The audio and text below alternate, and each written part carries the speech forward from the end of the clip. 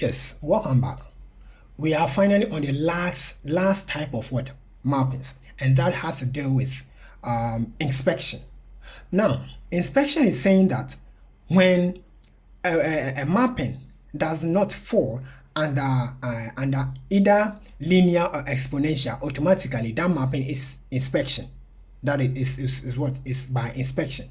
Now, this is one of the mappings, the type of mapping that's very nuanced, a bit subtle and maybe difficult to understand on the prima facie. Now this is a bit. Let me calm down. This is actually math, not English. So what it means is that on the first attempt, or just looking at it on the face, right? A first sight at it, it looks what daunting and cumbersome. It seems there's no way to actually come out with the formula, simply because it doesn't fall under either linear or exponential.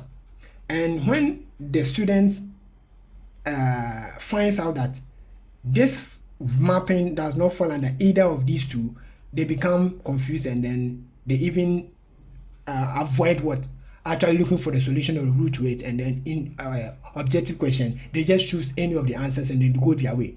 But this is not our target. At CMG-MathSpace, we are here to make things very simple, and even things that seem on the prima facie to be difficult, we try as much as possible to make them very easy to understand or assimilate. Right. So the fact is that mapping by inspection is quite messy. It's messy because there's no generally accepted way of coming up with a formula, right? So what it means is that you keep suggesting and adjusting the rule, or the formula until it finally meets all the various ordered pairs or sets. That's what it means. So until you find the right thing, it's not like you are dumb or you are obtuse, you are not smart.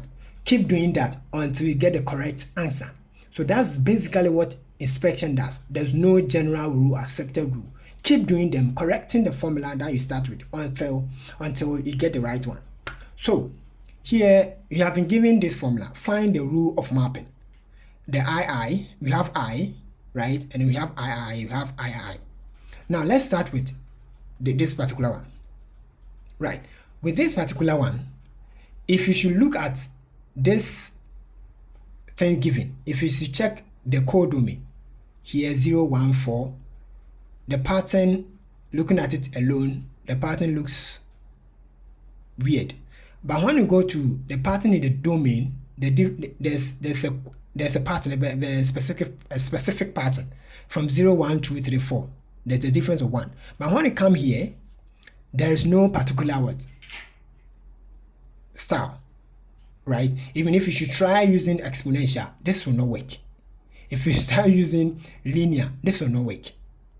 Because you establish in the linear that the difference here should be constant and here too should be constant before you can ascertain or finally decide that this is linear. Then when you go to exponential, you are checking the difference, the ratio between the codomain, and they should be constant. If you check here, they are not. So it means that these rules violate the rules of what? Linear and then exponential. So what is the next step?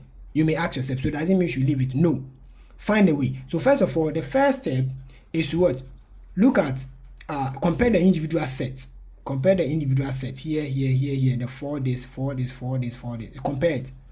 So on the prima facie, or just on the face value, you can see that 4 to get 14, 16 was squared. So x was squared to get this. 3 was squared to get this. This was squared to get this. This was squared. But bear in mind, this is the simplest one. Even though maybe you may not have gotten it on the prima facie, trust me, it's not the simplest one. It's not the simplest one because it's not the simplest one. Even though this looks like okay, this is it, but trust me, it's not applicable to all the instances. Before, if you come this particular way, it is not. Look at this particular the II. It's not. Even the difference here is not. The difference here too is not. Looking at the ratio between this one, even the codomain, it's not. The same thing is, so it's like you have to come up with a formula starting from somewhere until you are just correcting, changing until you get the thing. So CMG-MathSpace have come up with a rule or a style at least to start with, right? So normally, if you are given something, you test for linear, evaluate, you test for what is it? You test for exponential, evaluate. Now come down to inspection. Then you know that mathematical is inspection. So this, how do we start? Just by squaring the what? X. Square them. If it does not work, cube it. If it does not cube it, maybe do x to the power 4. So you keep doing for some while, a while. I think at most do x cube. If it doesn't work, now come to, so you have started x squared, x cubed did not work. Now come back to the x squared. You can start with x squared plus 1. If it doesn't work, now go to x squared minus 1. Or continue x squared plus 2 or x squared minus 2. Or you can come down to x cubed. So x cubed plus 1 or x cubed minus 1 or x cubed plus 2 or x cubed minus 2. Now be trying. I'm per my understanding and experience with how inspection works. You start that way. So we are starting from somewhere. So start that way. If you do for some time and you are still not getting it, now this is where you have to move to another realm or another different aspect of math. So here was more of exponential and then exponential and then exponential plus the plus, minus and all that. So here was simple, but here let's see what happens. So here, this is what they came up with. This is it, and then by this one we got a quadratic what?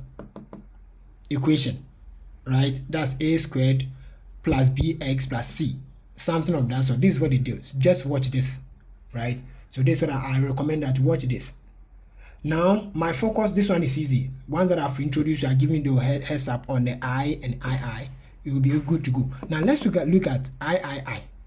The II, if you look at II doesn't fall under any of the even the tricks that I gave.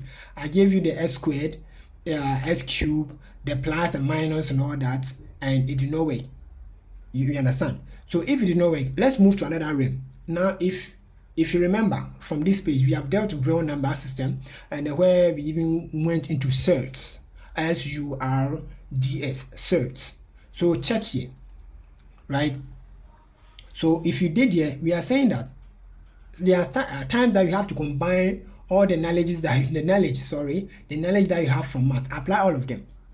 So with the real system, the surds that we have done, you can apply them here. So you can see that here we have this 9 giving 6, 16 giving 8, 25 giving this. There's a way. So what it means that they did 2 times 3.